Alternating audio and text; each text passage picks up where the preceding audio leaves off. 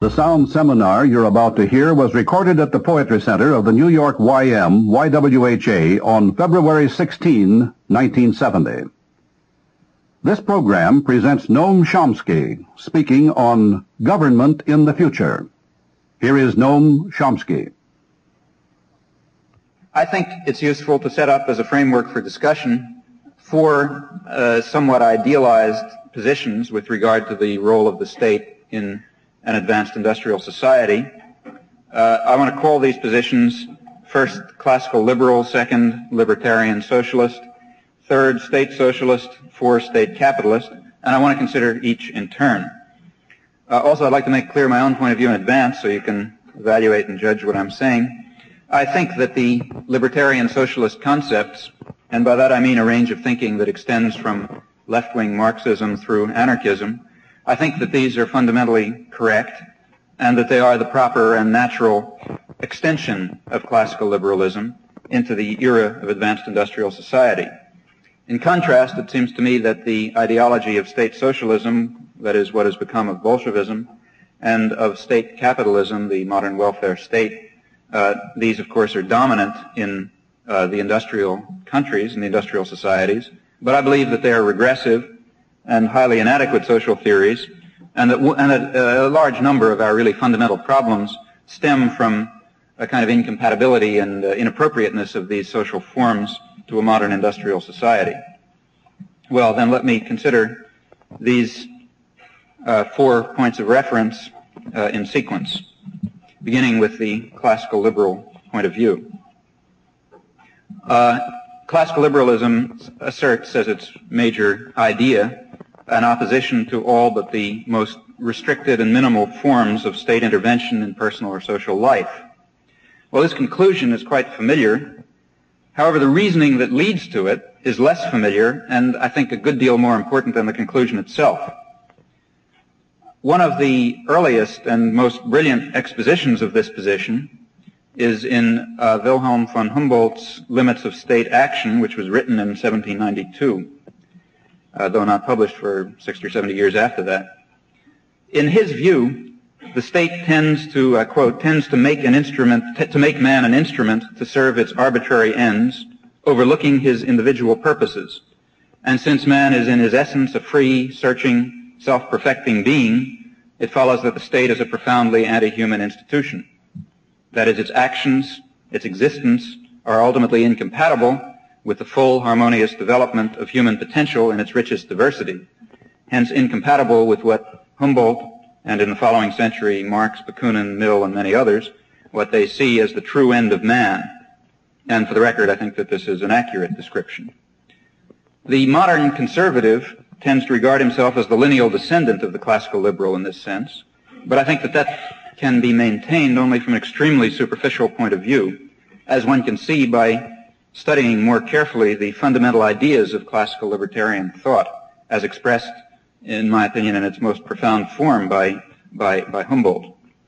I think the issues are of really quite considerable contemporary significance, and if you don't mind what may appear to be a somewhat antiquarian excursion, I'd like to expand on them.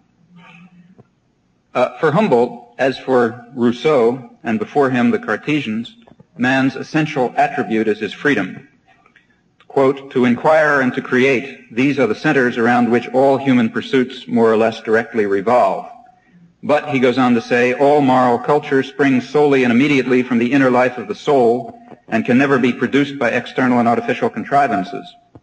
The cultivation of the understanding, as of any of man's other faculties, is generally achieved by his own activity, his own ingenuity, or his own methods of using the discoveries of others. Well, from these assumptions, quite obviously, an educational theory follows, and he develops it, but I won't pursue it, but also far more follows. Humboldt goes on to develop at least the rudiments of a theory of exploitation and of alienated labor that suggests, in significant ways, I think, the early Marx. So Humboldt, in fact, continues these comments that I made, that I quoted about the cultivation of understanding through spontaneous action in the following way. He says, man never regards what he possesses as so much his own as what he does. And the laborer who tends a garden is perhaps in a truer sense its owner than the listless voluptuary who enjoys its fruits. And since truly human action is that which flows from inner impulse, it seems as if all peasants and craftsmen might be elevated into artists, that is, men who love their labor for its own sake, improve it by their own plastic genius and inventive skill, and thereby cultivate their intellect, ennoble their character, and exalt and refine their pleasures. And so humanity would be ennobled by the very things which now, though beautiful in themselves, so often tend to degrade it. Freedom is undoubtedly the indispensable condition without which even the pursuits most congenial to individual human nature can never succeed in producing such salutary influences. Whatever does not spring from a man's free choice, or is only the result of instruction and guidance, does not enter into his very being, but remains alien to his true nature. He does not perform it with truly human energies, but merely with mechanical exactness. And if a man acts in a mechanical way, reacting to external demands or instruction rather than in ways determined by his own interests and energies and power, he says we may admire what he does, but we despise what he is. For Humboldt, then, man is born to inquire and create. And when a man or a child chooses to inquire or create out of his own free choice, then he becomes in his own terms an artist rather than a tool of production or a well-trained parrot. This is the essence of his concept of human nature. And I think it's very revealing and interesting to compare it with Marx, with the early Marx manuscripts, in particular his account of, quote, the alienation of labor when work is external to the worker, not part of his nature, so that he does not fulfill himself in his work, but denies himself and is physically exhausted and mentally debased. This alienated labor that casts some of the workers back into a barbarous kind of work and turns others into machines, thus depriving man of his species character, of free conscious activity and productive life. Recall also Marx's well-known and often quoted reference to a higher form of society in which labor has become not only a means of life but also the highest want in life. And recall also his repeated criticism of the specialized labor which, I quote again, mutilates the worker into a fragment of a human being, degrades him to become a mere appurtenance of the machine, makes his work such a torment that its essential meaning is destroyed, estranges from him the intellectual potentialities of the labor process in very proportion to the extent to which science is incorporated into it as an independent power. Robert Tucker, for one, has rightly emphasized that Marx sees the revolutionary more as a frustrated producer than as a dissatisfied consumer. And this far more radical critique of capitalist relations of production flows directly, often in the same words, from the libertarian thought of the Enlightenment. For this reason, I think one must say that classical liberal ideas, in their essence, though not in the way they developed, are profoundly anti-capitalist. The essence of these ideas must be destroyed for them to serve as an ideology of modern industrial capitalism.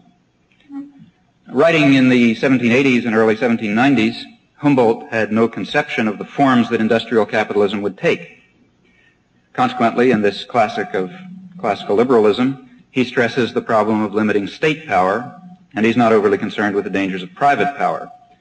The reason is that he believes in and speaks of the essential equality of condition of private citizens. And of course he has no idea, writing in 1790, of the ideas and of the ways in which the notion private person would come to be reinterpreted in the era of corporate capitalism. He did not foresee, I now quote the anarchist historian Rudolf Rocker, he did not foresee that democracy, with its motto of equality of all citizens before the law, and liberalism, with its right of man over his own person, both would be wrecked on the realities of capitalist economy.